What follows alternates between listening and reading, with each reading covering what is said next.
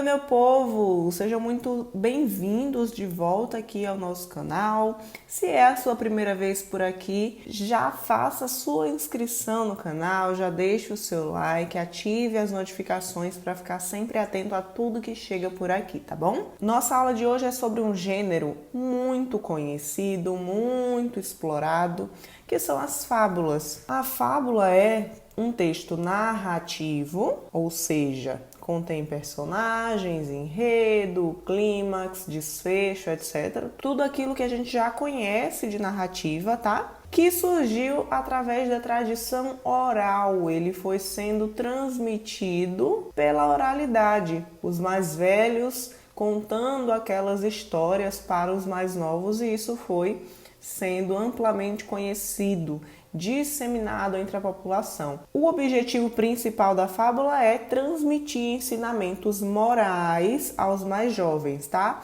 Quando eu falo ensinamento moral, significa dizer que eu não estou falando, por exemplo, de ensinar uma regra gramatical. Isso não é ensinamento moral, né?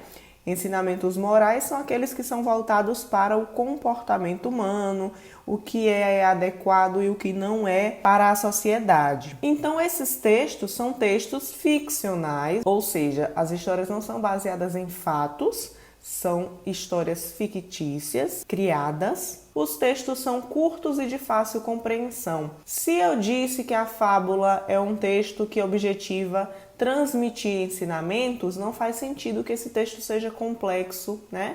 Muito longo, de difícil compreensão. Por quê? Porque eu quero ensinar.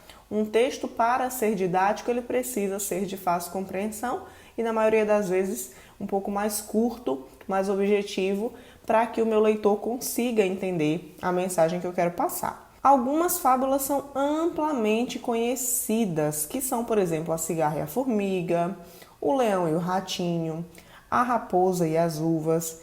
Essas fábulas, elas se disseminaram tanto que aquela moral da história, aquele ensinamento, conseguiu penetrar na sociedade de uma maneira muito rápida. Quem não conhece a história da cigarra e da formiga, né? Ou da raposa e as uvas e aquela moral toda que cada uma traz. Então, as fábulas, elas têm esse poder. São textos de ampla divulgação. Quando nós falamos em fábula, o primeiro nome, né, que vem à mente, o maior escritor de fábula que nós temos é Esopo. A maioria dessas fábulas conhecidíssimas, né, que existem foram escritas por Esopo, e aqui no Brasil uma pessoa que se destacou muito escrevendo esse gênero foi o Monteiro Lobato, o autor do Sítio do Pica-Pau Amarelo. Bom, uma das principais características da fábula é a personificação de animais e plantas que passam a assumir sentimentos e ações humanas.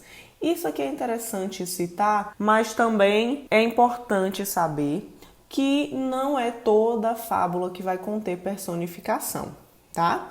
Eu posso ter fábulas que contenham apenas humanos, ou, por exemplo, humanos e deuses, né? Uma mistura ali, e não necessariamente animais e plantas assumindo sentimentos e ações humanas. É muito comum que aconteça dessa forma? Sim, os animais tendo ações, falas, pensamentos, etc. Isso é muito comum, mas não é regra, tá? Se por acaso você vê um texto sem essa personificação, você não deve automaticamente excluir, dizer, não é fábula porque não tem personificação. Não, não é isso. Pode ter fábula sem personificação também, tá? Outra coisa muito importante que aparece na fábula é a moral da história. Essa moral da história, aqui sim, ela costuma aparecer sempre, muito embora em alguns momentos ela seja explícita e em outros ela seja implícita. Como assim? Em alguns textos a fábula vai aparecer de maneira bem clara, às vezes até com a expressão moral da história, : e ali tem uma frasezinha de efeito que resume a moral da história. Em outros, a moral pode ficar implícita. Como assim? Finalizar a fábula e deixar que o leitor interprete e entenda qual foi o ensinamento que aquela fábula quis deixar. Quanto à estrutura, a estrutura é muito simples. Eu vou iniciar com a minha história narrativa, né? Se é narrativa, tem personagem, tem ação, tem fala e etc. E no final eu vou trazer a minha moral, que pode ser explícita ou implícita. Eu trouxe um exemplo aqui de fábula para a gente analisar aqui bem rapidamente. O burro, o leão e a raposa. O burro e a raposa acordaram proteger-se mutuamente e foram juntos para a floresta em busca de comida. Mal tinham começado a caminhada quando encontraram um leão. Perante esse perigo, a raposa aproximou-se do leão e propôs-lhe: se me poupares, ajudo-te a caçares o burro sem grande esforço. O leão aceitou a troca. Satisfeita, a raposa voltou para junto do burro e tranquilizou-o. Não tenhas receio, porque o leão prometeu que não nos fará mal. O burro acreditou no que ela disse e continuou a pastar despreocupadamente. Mas, a pouco e pouco, a raposa conduziu-o para a beira de uma ravina e provocou a sua queda. Vendo que o burro já não podia fugir-lhe, o leão atirou-se à raposa e comeu-a. Moral da história: não confies nos teus inimigos. Percebam que nessa fábula eu tenho personificação e tenho moral, além de ser também uma narrativa. Eu tenho personagens, eu tenho enredo, eu tenho clímax e tudo mais. Qual é o clímax?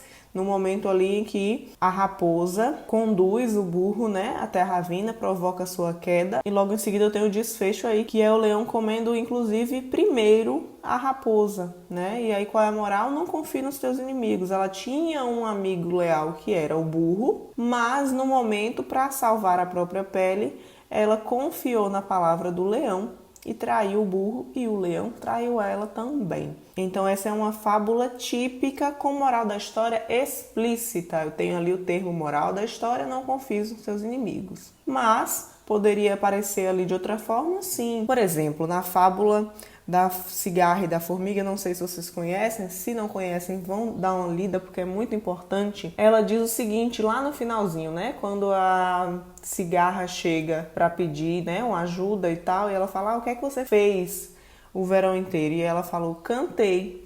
E a formiga responde: cantou? Agora dance.